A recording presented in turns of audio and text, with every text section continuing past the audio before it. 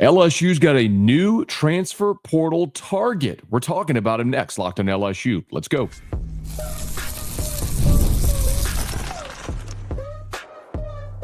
You are Locked On LSU, your daily podcast on the LSU Tigers. Part of the Locked On Podcast Network, your team every day. Okay, let's get it. It is Locked On LSU, your team every day. I'm your host, Matt Moscona. Thanks so much for making us your first listen. We're free, available wherever you get podcasts, of course, on YouTube as well, so please subscribe. LSU basketball Tigers dropped their SEC opener to Vandy. More on Auburn in a second. To Vandy, we'll get to that in just a second. But LSU is reportedly targeting a new transfer out of the portal for football from Auburn. The name Keionte Scott probably should sound familiar. He's been a 3-year starter at Auburn, and he has an extra year of eligibility now thanks to Diego Pavia. Let me not get ahead of myself. So let me just start from the beginning, and I'll catch you all the way up. So Matt Zenitz from 24/7 Sports reports that Keionte Scott visited USC, then was set to visit Houston over the weekend as well, and on Monday is expected to be in Baton Rouge to visit LSU. So this is really interesting because Keionte Scott is a very versatile player, but he spent 2 years at junior college where he was a 2-time junior college All-American as a defensive back and as a return specialist. He goes to Auburn, and he has played 3 seasons at Auburn. So he's out of eligibility. Keionte Scott does not have any more eligibility. Of course, his first season would have been 20, the COVID year, and then he's played his 4th season since, so that's his 5 years. He's out of eligibility. Except that he played 2 years in junior college. And remember, Diego Pavia, the lawsuit he filed allowed it where he was granted the injunction. The NCAA subsequently gave a blanket waiver to former junior college players for the 2025 season. Now, I and others expect that this is going to become a permanent part of legislation, but for now, it's just for players who played in junior college that are out of eligibility after 2024 to play the 2025 season, effectively people in the same position as Diego Pavia. Well, enter Keionte Scott. Keionte Scott could go off to the NFL draft where he's projected as maybe a day 3 player, but this is one of the things that if you are a college football fan that you should like about NIL and the transfer portal, particularly NIL. Players like Keionte Scott have more value another year in college than they do going to be a day 3 pick and trying to make an NFL roster at the league minimum. If you're Keionte Scott and you were a 2-time JUCO All-American and you're a 3-year starter in the SEC and you go into the transfer portal and there's going to be a team who's going to pay you more in NIL money and revenue share than you could make as a day 3 pick in the NFL where there's no guaranteed contract. So that's a random aside there, but you're seeing more veteran players stay in college football as a result. Keionte Scott is a great example of that here, taking advantage of the Diego Pavia rule. So let me tell you a little bit more about Keionte Scott and then how he might fit into LSU's plans and why this might make sense for LSU. So Keionte Scott, as I mentioned, was a 2-time JUCO All-American, goes to Auburn for the start of the 2022 season. So he spent the last 3 years at Auburn. Over those 3 years, he's played in 33 games with 23 starts. This year, he played in 11 games, started just 4. He battled some injury issues, and that was kind of part of what held him back. But coming into 2024, he was also a preseason first-team All-SEC player. As a matter of fact, a year ago, he led the SEC in punt return average at 14.8. So in 2022, so follow me here. He plays 2 seasons in JUCO, 2020 and 2021. So the COVID year, you throw it out, he's got an extra. So he's a 2-time JUCO All-American, goes to Auburn in 2022, which was Brian Kelly's first year in Baton Rouge. He primarily plays the nickel back. So he plays nickel there, okay? 54 tackles for the season, 5 TFLs. He goes into 2023 as a returning starter, leads the SEC in punt return average, has 44 tackles, had ankle surgery, which kept him out for a chunk of the season. Comes back in 2024. He's a versatile player, as we've seen him play nickel, boundary corner, returns punts again.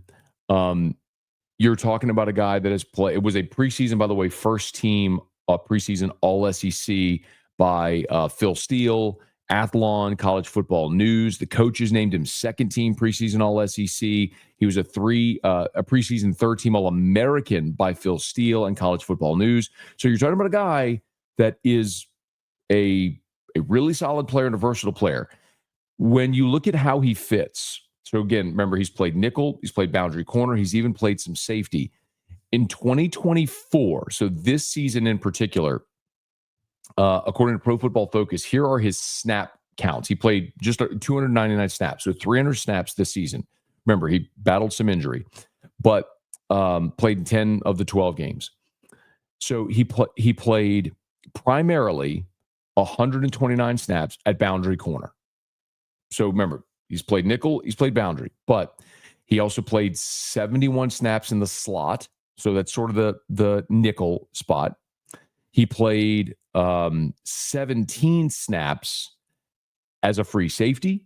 He played 21 snaps in the box. He actually lined up once on the defensive line. And of course, he returned punts. He was on the field goal extra point block team as well. He was on the kick coverage team. The point being, you were talking about a veteran player who's entering his sixth year of college, who is a very versatile defensive back. Now, he's also returned kicks and punts, and that may not make sense at LSU. You are returning Aaron Anderson, who we just saw return a kickoff for a touchdown against Oklahoma. You're returning Xavier Thomas, who we saw return a kickoff for a touchdown against Baylor. You're bringing in Barrion Brown, who is an All-American returner at Kentucky. I don't know where Keionte Scott might fit in as a returner, but then again, you're talking about a guy that 2 seasons ago led the SEC in punt return yardage. So in any event, it's never a bad problem to have. But one thing is for certain, I look at LSU's cornerback room, and it would never be a bad thing to have a veteran guy with 3 years experience starting in the SEC. But as a boundary corner, it's hard for me to imagine someone coming in at this point and winning a job at one of the boundary corner spots, because Ashton Stamps is returning. PJ Woodland is returning. And I don't know that PJ Woodland's going to win one of those jobs. Jakeem Jackson's coming in from Florida, who was a starter under Corey Raymond at Florida before he got injured. You're bringing in, obviously, DJ Pickett, the 5-star number 1 cornerback in America, who many of us think is going to be a day one, snap one starter against Clemson in the opener next year. And then you've also added Mansour Delane from Virginia Tech, who, again, is a versatile player in that secondary, who played cornerback at Virginia Tech this year. But if LSU feels comfortable and competent with guys like Stamps and Pickett and Jackson and Woodland at corner, then Mansour Delane can play safety. This may be an instance where you're looking at Keionte Scott to say, hey, come play safety for us. And even though he may prefer to be a boundary corner, the bottom line is, if you come to LSU, you're going to be on a really good team next year. We've seen LSU clearly has NIL money to spend, and you get to play in the SEC for a championship and play for Corey Raymond and all those things. I think the big question is going to be for Keionte Scott, where does he have the most positional value? Where does he want to play? And maybe who's making the best NIL offer? We know Southern Cal is desperate.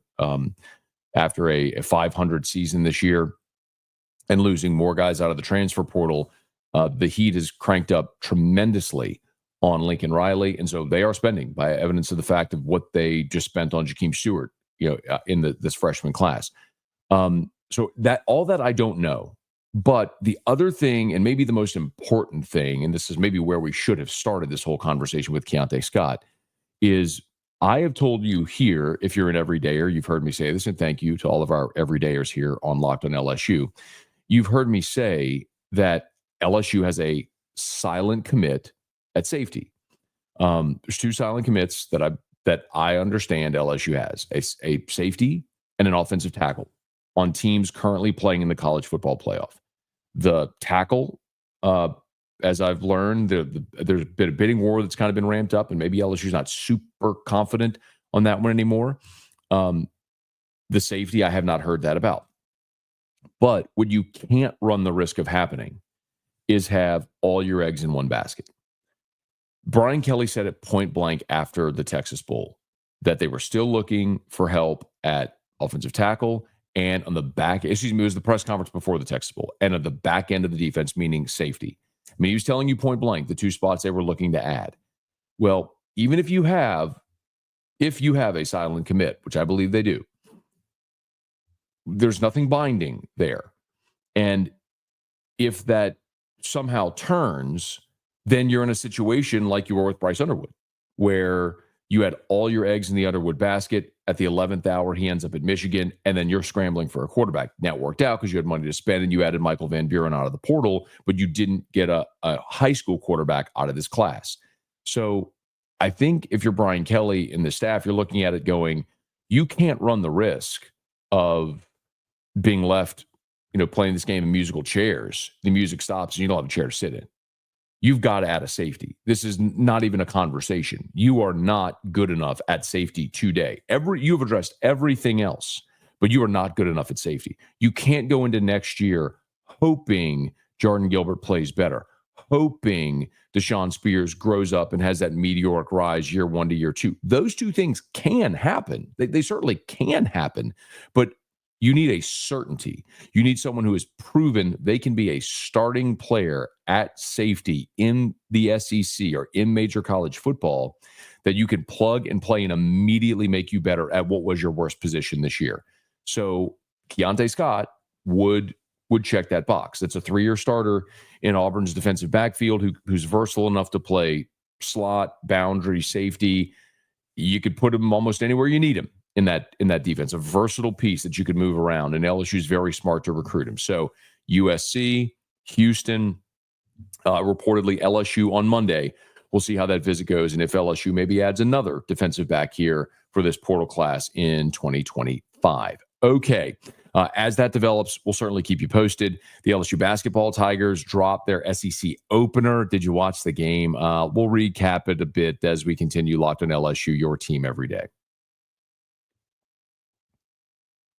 Today's episode is brought to you by FanDuel. The NFL playoffs are almost here, but it's not too late to get in on the regular season action with FanDuel, America's #1 sportsbook. Week 18 is here, and right now, new customers can finish the season strong with $250 in bonus bets if your first $5 bet wins. So easy and so many ways for you to pick up a W. You want that easy win? Look, you got gigantic point spreads with teams benching a bunch of their starters here in week 18. Make a $5 money line bet. You can get that easy win just like that, and you get your $250 in bonus bets. Whatever you love to bet, you can do it. I tell you all the time, I love betting the LSU players prop bets. If you had Jamar Chase scoring a touchdown on that Saturday night game, you won. You cashed that ticket early in that game as Jamar Chase scored the first touchdown on the opening drive of the game. So which players will score a touchdown, team totals? It's so easy, and it's all at FanDuel. Just visit FanDuel.com to join today.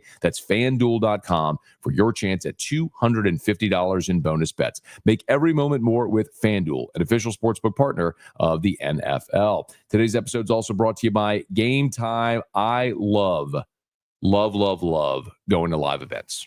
I was at the Sugar Bowl last week. We were at the Taylor Swift concert a few months back. It doesn't matter if it's sports, music, theater, comedy. Went to Nate Bargatze in New Orleans, in Lafayette a few months back as well. One of my favorite memories, honestly, was attending the Eras Tour with my wife last year. The energy, the excitement were unforgettable. It's an incredible show.